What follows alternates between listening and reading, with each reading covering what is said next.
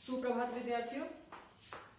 आज हम फिर से प्रत्यय चैप्टर पढ़ने जा रहे हैं, लेकिन बीच में यूटी आ गई थी तो काफी गैप आ गया, इसलिए मैं आपको क्विक रिवीजन दे रही हूँ ताकि आप फिर से प्रत्यय चैप्टर के लिंक में आ जाएं।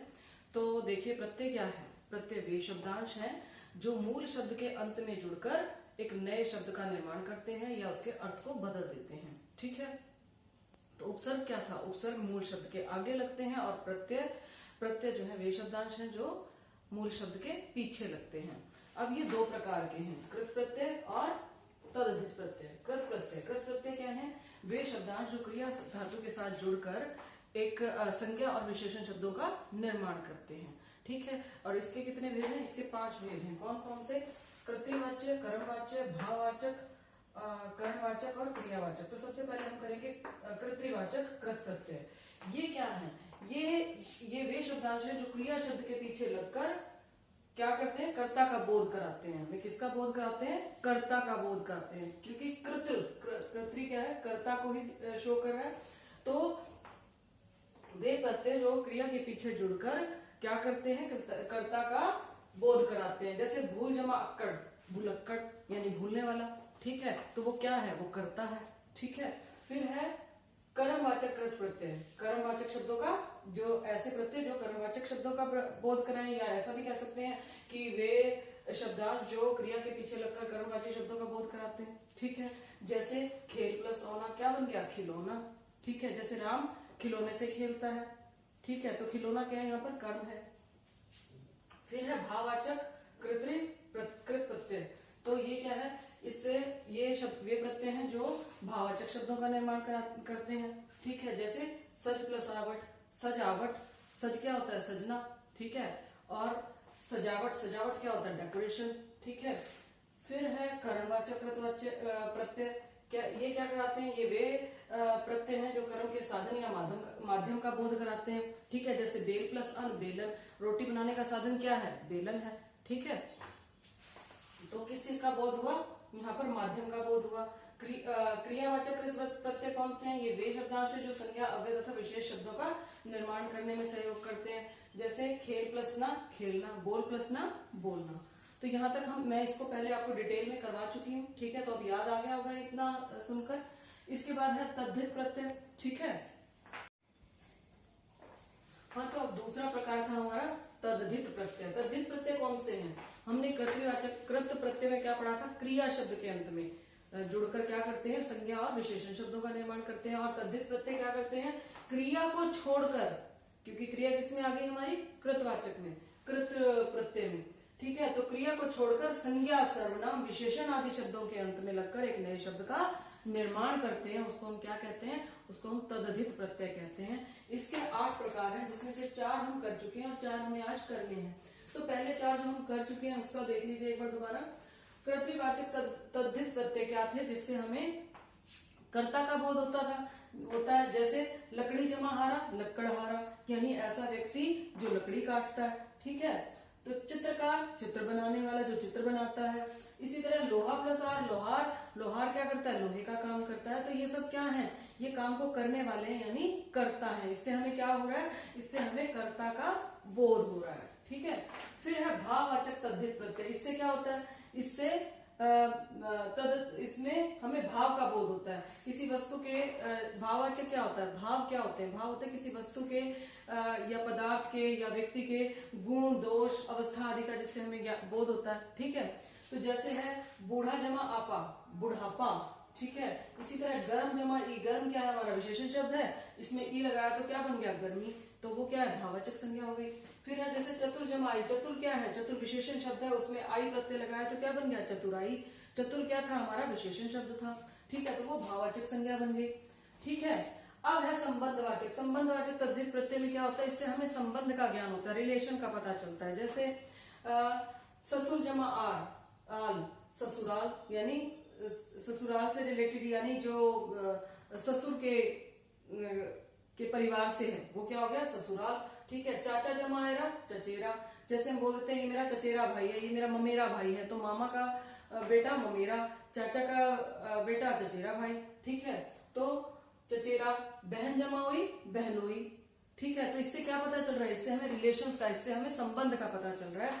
तो अगला है गणनावाचक। गणनावाचक तद्धित प्रत्यय कौन से होते हैं? जिससे हमें संख्या का बोध होता है। जैसे मैंने कहा 10 प्लस वां 10वां, जैसे मैंने कहा 5 जमा वां 5वां, 30 जमा रा तीसरा। तो इसमें जो पूरा पद है, ये जो 5 है, ये क्या है? ये गिनती का बोध करा रहा है, संख्या का बोध करा रहा है। इसी तरह 30 क्या है? 30 संख्या है, तो गिनती का ही बोध हो रहा है इसमें भी। तो गणनावाचक से क्या होता है? गणनावाचक तद्धित प्रत्यय से हमें क्या होता है? संख्या का बोध होता है। समझ गया? समझ गए? अब इससे आगे जो हमने हमारे 4 भेद जो रह रहे थे, अब हम वो करेंगे। ठीक है? हाँ, तो अब हम 5वां भेद पढ़ रहे हैं, गुणवाचक तद्धित प्रत्यय।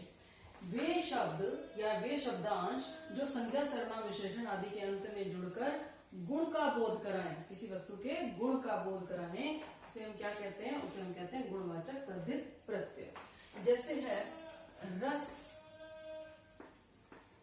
जमा इला, क्या बन गया? रसीला। ठीक है? इसी तरह जैसे बना लोभ प्लस ई, क्या बन गया? लोभी। ठीक है? समझ में आया? तो ये किसका बोध करा रहे हैं हमें? ये हमें गुण का बोध करा रहे हैं। समझ आया? तो गुणवाचक तद्धित प्रत्यय कौन से हैं? वे प्रत्यय या वे शब्दांश जो संज्ञा सर्वनाम विशेषण आदि के अंत में जुड़कर किसका बोध कराते हैं? गुण का बोध कराते हैं। समझ आ गई बात? जैसे था ठंड जमा आ, ठंडा। ठीक है? तो ये क्या थे? इसके उदाहरण थे। अगला देखेंगे हम नंबर 6। अब है छठा, स्थानवाचक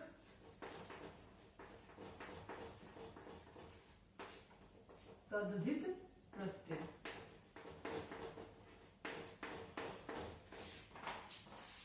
अर्थात वे शब्दांश जो संज्ञा सर्वनाम विशेषण के अंत में जुड़कर किसका बोध कराते हैं? स्थान का। जैसे गुजरात जमा ई, गुजरात जमा ई, तो क्या बना? गुजराती। गुजरात एक स्थान का नाम है, तो गुजरात में रहने वाला कौन कहलाएगा? गुजराती। समझ में आया? तो क्या बन गया ये? गुजराती।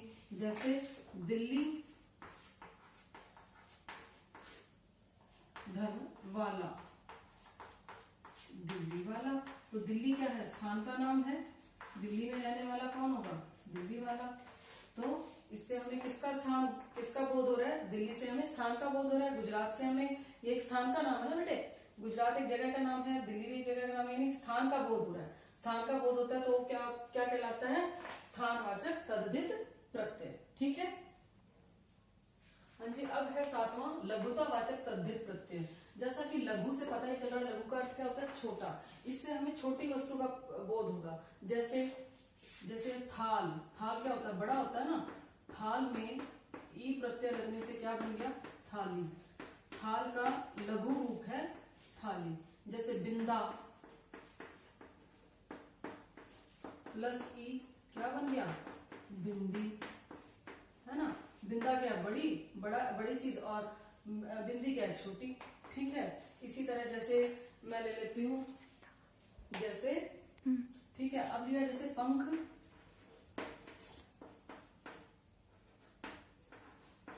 क्या बन गया? पंखुड़ी। पंख बड़ा और पंखुड़ी छोटी। तो आपने देखा कि ये जो प्रत्यय लगे, उनसे क्या हो रहा है? उनसे छोटी वस्तुओं का बोध हो रहा है। समझ में आ गया सबको? तो लघुतावाचक तद्धित प्रत्यय में क्या होगा? वे शब्दांश हैं जो संज्ञा सर्वनाम विशेषण आदि के अंत में लगकर लघुता का बोध करा रहे हैं, यानी छोटी वस्तु का बोध करा रहे हैं। समझ में आ गया? अब 8वां है सादृश। सादृश्य वाचक तद्धित प्रत्यय।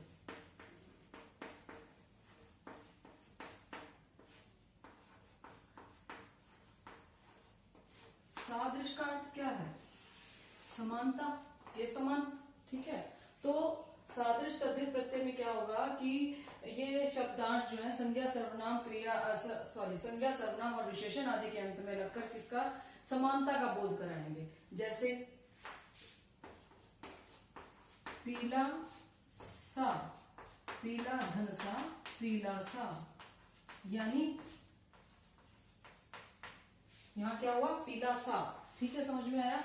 तो इसी तरह जैसे नीला प्लस सा, नीला सा, ठीक है, हरा प्लस सा, हरा सा। तो ये सब क्या है, ये किसका बोध करा रहे हैं, समानता का बोध करा रहे हैं, यानी किसी चीज की किसी चीज के समान। समझ में आया। तो वो क्या कहलाएंगे, सादृश्यवाचक तद्धित प्रत्यय। तो बेटे आज हमने तद्धित और कृत प्रत्यय दोनों ही कंप्लीट कर लिए। अब इससे अगला टॉपिक है हमारा कि उपसर्ग और प्रत्यय में क्या अंतर है।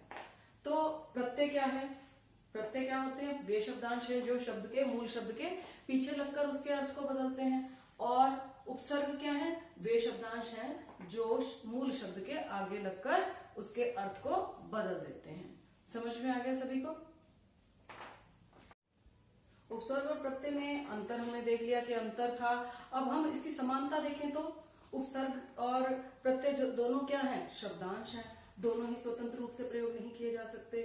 और क्या है, और आगे या पीछे जुड़कर एक नवीन शब्द का निर्माण करते हैं। दोनों का ही एक ही, दोनों में समानता यही है कि दोनों से ही चाहे उपसर्ग आगे लग जाए चाहे प्रत्यय पीछे लग जाए, लेकिन एक नए शब्द का निर्माण करते हैं। समझ में आ गया। तो उपसर्ग और प्रत्यय में अंतर क्या था कि वे दोनों ही उपसर्ग जो है वो शब्द के आगे लगते हैं, मूल शब्द के आगे लगकर उसके अर्थ को बदलते हैं, जबकि प्रत्यय जो है वो मूल शब्द के पीछे लगकर शब्द में नवीनता ला देते हैं। ठीक है। अब इनमें समानता क्या है, दोनों ही शब्दांश हैं। ठीक है। नंबर 2, दोनों ही स्वतंत्र रूप से प्रयोग नहीं किए जा सकते। और नंबर 3 क्या है कि वे तीसरा क्या है, तीसरा है कि वे दोनों ही जो शब्द, ये जो शब्दांश हैं वे मूल शब्द के अंत में जुड़कर नवीन शब्दों का निर्माण करते हैं, या कह सकती हूँ कि वे शब्द के अंत में लगकर, ये जो शब्दांश हैं ये शब्द के अंत या शुरुआत में लगकर क्या करते हैं, नवीन शब्द का निर्माण करते हैं। तो अब समझ में आ गया बेटे प्रत्यय। आज हमारा प्रत्यय चैप्टर खत्म होता है। तो अब आपने इसकी एक्सरसाइज करनी है बेटा। मैं आज आपको इसकी एक्सरसाइज दे रही हूँ, वो आपने पूरी करनी है। ठीक है।